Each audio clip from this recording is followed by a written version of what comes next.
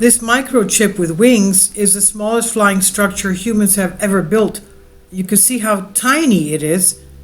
Perhaps more than ever now, engineers and scientists have been taking inspiration from nature when developing new technologies. It's also true for the smallest flying structure humans have ever built up to now. Inspired by the way trees, like maples, disperse their seeds using little more than stiff breeze. If you've ever seen the seeds, they have a wing on them, which is really transparent and very light.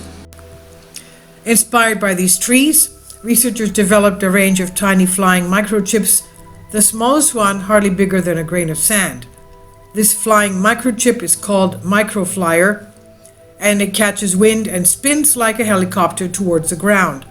The microflyers, designed by a team at Northwestern University in Illinois, can be packed with ultra-miniature technology, including sensors, power sources, antennas for wireless communication, and even embedded memory for data storage.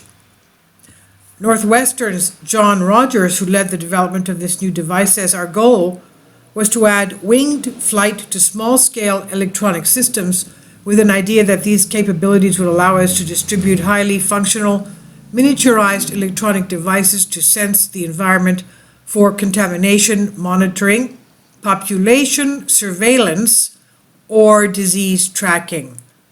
Now, the team of engineers wanted to design devices that would stay in the air for as long as possible, allowing them to maximize the collection of relevant data. Please support my Patreon account since YouTube has again demonetized my YouTube channel. The daily posts are 5 videos daily, and they are totally different from what I have on my YouTube channel. Thank you so much for your support and that you find all my content so interesting. You'll find the Patreon account details in the description box below. The team of engineers who designed the devices that would stay in the air for as long as possible, allowing them to maximize collection of information. When the microflyer falls through the air, its wings interact with the air to create a slow, stable, rotational motion. Roger says, we think that we beat nature, at least in the narrow sense, that we have been able to build structures that fall with more stable trajectories at a slower terminal velocities than equivalent seeds that you would see from plants or trees. He says, we also were able to build these helicopter flying structures at sizes much smaller than those found in nature.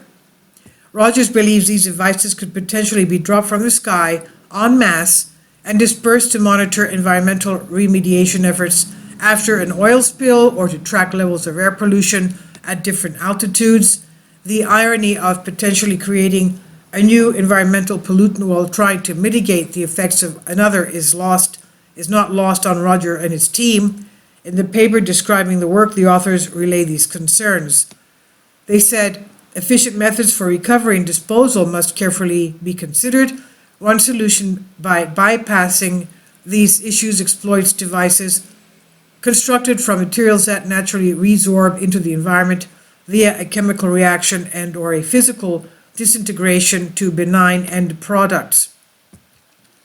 Rogers' lab fortunately develops transient electronics that are capable of dissolving in water after they are no longer useful. Using similar materials, he and his team aim to build flyers that could degrade and disappear in groundwater over time. Roger says we fabricate such physically transient electronic systems using degradable polymers, compostable conductors, and dissolvable integrated circuit chips that naturally vanish into environmentally benign end products when exposed to water. We recognize that recovery of large collections of microflyers might be difficult. To address this concern, these environmentally resorbable versions dissolve naturally and harmlessly, he says. This was published in Nature magazine, and it's on Science Alert by Connor Feely. Please leave your comments. Thank you for your support.